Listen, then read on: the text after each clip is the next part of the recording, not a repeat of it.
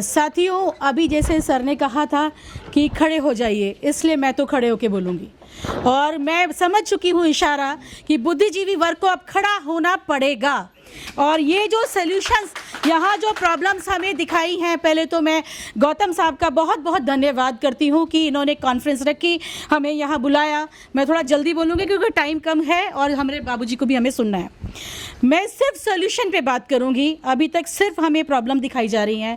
Sir ने हमें कुछ प्रॉब्लम, 7 मुख्य एजेंडा हमें दिखाए हैं कि ये समाज की बहुत बड़ी प्रॉब्लम्स हैं। तो मैं सिर्फ सॉल्यूशन पे बात करूँगी आप सबके सामने। इलेक्शन में ईवीएम हट भी जाता है, ये हटा देंगे, आप मांग करो ये हटा देंगे, लेकिन फिर भी आप हारोगे। गारंटी से लिखवा लो, आप हारोगे। क्योंकि अभी सर ने कहा था हम इसके साथ हैं, हम उसके साथ हैं। मैं कहती हूँ सबको छोड़ दो, अब हम नए के साथ आएंगे जो वास्तव में हमारे पेरियार साहब की विचारधारा पे चल रहे हैं, बाबा साहब की विचारधारा पे चल रहे हैं। उनको ढूंढो जो वास्तव में ईमानदारी से समाज को ऊपर लाना चाहते हैं। वो आपके बीच में हैं, लेकिन आप पहचान नहीं पा रहे हैं। अपनी आंखें पूरी खोलो। के स्टालिन में क्या कमी है, क्यों हम उसको अपना नहीं सकते? अगर इस टाइम के स्टालिन पीछे हटते हैं तो ये मत समझिए कि मैं बाबूजी का पक्ष ले रही हूँ। इनके जो सुपुत्र हैं बघेल साहब, उनमें क्या कमी है? हमारे पास एक यूथ चेहरे हैं जो अच्छा समाज में काम कर रहे हैं। बाबूजी को यहाँ इसलिए नहीं बुलाया गया कि वो अपने बेटे का कोई पक्ष लेके आए हैं। ये मेरी निजी राय है। आप लोगों के सामने सोल्यूशन छोड़ रही हूँ कि ढूंढो कि अभी तक जिन्होंने काम किया, जिनके नाम पे अब चल रहे हो, उनके नाम पे लोग नहीं जुड़ेंगे। ये पूरा उत्तर प्रदेश, दिल्ली, सारे प्रदेश हमारे बढ़ चुके हैं। आप एक नए चेहरे के साथ सामने आ जाओ, ये सबसे बड़ा सोल्यूशन है। बहुत जल्दी वर्किंग करने की जरूरत है। 2024 में बस मात्र उंगलियों पर गिनती के दिन रह गए हैं। अगर इसके बाद सबने कह दिया ना तैयार हो जाओ झाड़ू और डब्बे के लिए, उसके बाद आपके पास कोई सोल्यूशन नहीं होगा।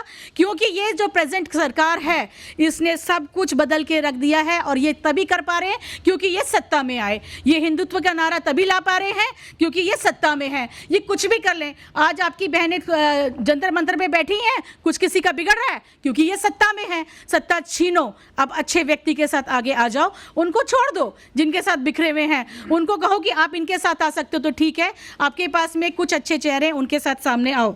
इसलिए ईवीएम तो तभी कोई फायदा नहीं है ईवीएम की हमें चर्चा करने की। हमें एक नया चेहरा चाहिए। हमें ईवीएम का कोई फायदा नहीं है।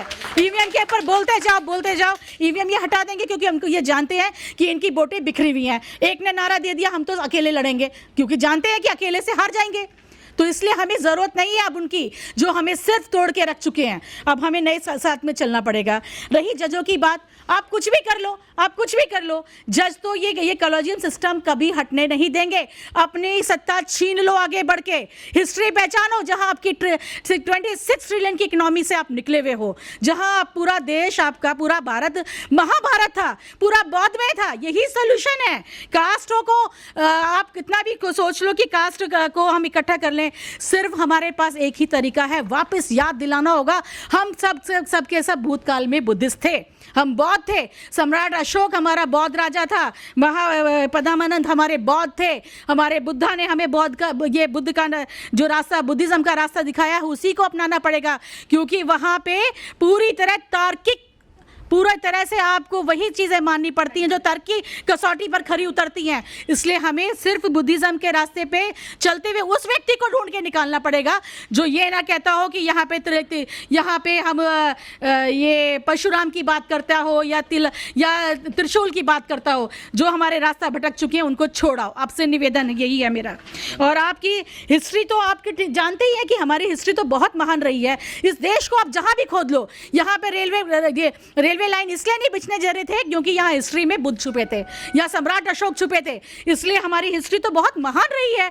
लेकिन हम अपनी महान हिस्ट्री को तभी पहचान पाएंगे जब हम अपनी सत्ता में ला पाएंगे। इसलिए जो नए चेहरे मैंने आपको बताए हैं उन पे आप सोच विचार करो और समाज के बुद्धिजीवी वर्ग को एक साथ ले आओ। और चाहे कुछ भी हो जाए, आप इकट्ठे होना है, खड़े होना है। सिर्फ हमें कुछ खास मुद्दों पे, खास चेहरों पे खड़े होना है। जो हमें बांट रहे हैं, भटका रहे हैं, छोड़ाओ उनको, क्योंकि उन्होंने हमारा सब कुछ खत्म कर दिया। आज बड़ी मुश्किल से हमें रोटी मिल रही है। हमारे समाज को इन्होंने सिर्फ मात्र 5 किलो गेहूं में इन्होंने बेगारी प्रथा लाके रख दी है। पहचानो, बेगारी प्रथा का क्या मतलब होता है कि आपको जिंदा रखेंगे लेकिन आपको जीने नहीं देंगे। 5 किलो अनाज का क्या मतलब होता है? हमारे समाज को इन्होंने ऐसा बेवकूफ बना दिया रख के। स्कूलों में इन्होंने जो खाना का ये प्रबंध किया, मतलब ये आपको पढ़ने नहीं देंगे, हमारे सरकारी कर्मचारियों को काम नहीं करने देंगे, ये लोग हमसे कुछ और करवाएंगे। लेकिन ये होगा कैसे जब तक आप सत्ता में अपने एक साथ नहीं आएंगे। अरे भाई ये यूपी वाले छोड़ दो, इस बार आप हम जैसे ये लाए थे गुजरात मॉडल, हम लाते हैं तमिलनाडु मॉडल। क्या बुराई है तमिलनाडु मॉडल में? हमारे सामने प्रेजेंट है। ये मत समझो मैं फिर बार बार कह रही कि बाबूजी यहाँ इसलिए नहीं आए हैं। बाबूजी यहाँ पे आए हैं कि ये समाज इकट्ठा हो रहा है और अपना एक्सपीरियंस मैं इनको बताना चाहता हूँ। इसलिए हम लोग अब कुछ टाइम बाबूजी के देंगे। 2 बजे बेल बजे, उससे पहले बहुत कुछ मैं बोलना चाहती थी, लेकिन हम पहले मौका देंगे हम अपने बुजुर्ग व्यक्ति को। हाँ जी।